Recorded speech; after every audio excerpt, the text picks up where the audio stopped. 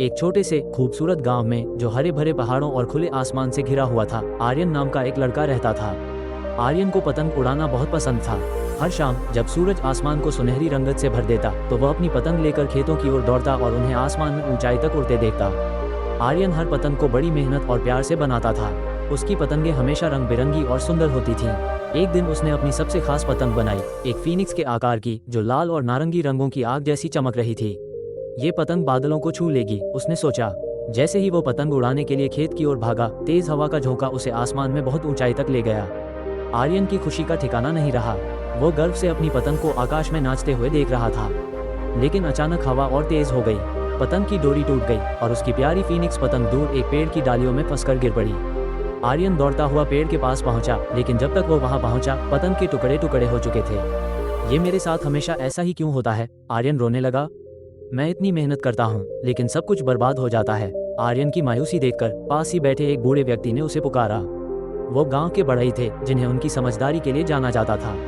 क्यों उदास हो आर्यन? बूढ़े ने पूछा। मेरी पतंग, ये टूट गई। मेरी सारी मेहनत बेकार हो गई, आर्यन ने आंसुओं के साथ जवाब दिया।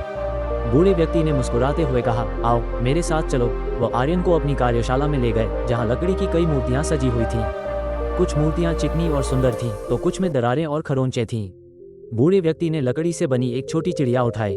उसकी पंखों में एक गहरी दरार थी, लेकिन फिर भी वो बहुत सुंदर लग रही थी। क्या तुम इसे देख रहे हो?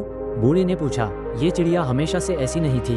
जब मैं इसे बना रहा था, लकड़ी टूट गई थी और मुझे लगा कि यह खराब हो गई। लेकिन तब मैंने महसूस किया कि ये दरार इसे और खास बना रही है। इसलिए मैंने इसे स्वीकार किया और इसके साथ काम किया। अब यह मेरी सबसे पसंदीदा कृति है। आर्यन ने उस चिड़िया को देखा और फिर अपनी टूटी पतंग के टुकड़ों को। लेकिन मेरी पतंग तो अब किसी काम की नहीं रही, उसने कहा। बूढ़े व्यक्ति हंसते हुए बोले, ये तुम्हारी सोच पर निर्भर करता है। एक टूटी हुई पतंग नई पतंग के पंख बन सकती है। जिंदगी अक्सर चीजों को तोड़ देती है, लेकिन हम पर है कि उन टुकड़ों से कुछ और सुंदर बनाएं। प्रेरित होकर आर्यन अपनी पतंग के टुकड़ों को लेकर घर लौट आया। अगले कुछ दिनों में उसने उन टुकड़ों को जोड़कर एक नई पतंग बनाई। वो पहले की तरह परफेक्ट नहीं थी, लेकिन उसके रंग बिरंगे टुकड़े और हर पैच में एक कहानी थी। जब आर्यन ने अपनी नई पतंग उड़ाई तो वो उससे भी ऊंचाई तक गई जितनी उसकी पुरानी पतंग कभी नहीं गई थी। गांव के लोग उसे देखने के लिए जमा हुए। वे पतंग की सुंदरता के दीवाने हो गए, न कि उसकी परफेक्शन के, बल्कि उसकी कहानी के लिए। उस दिन के बाद से आर्यन ने हर असफलता को एक अवसर के रूप में अपनाना सीख लिया। उसने समझ लिया कि जिंदगी टूटने से नहीं रुकती, बल्कि टूटे हुए हिस्सों में भी खूबसूरती ढूंढनी होती है। कहानी की शिक्षा जिंदगी में चुनौतियां और असफलताएं अक्सर आती हैं। उन्हें असफलता के रूप में न देखें, बल्कि उन्हें एक ऐसा अवसर मानें जहां से आप कुछ नया, कुछ सुंदर बना सकते हैं।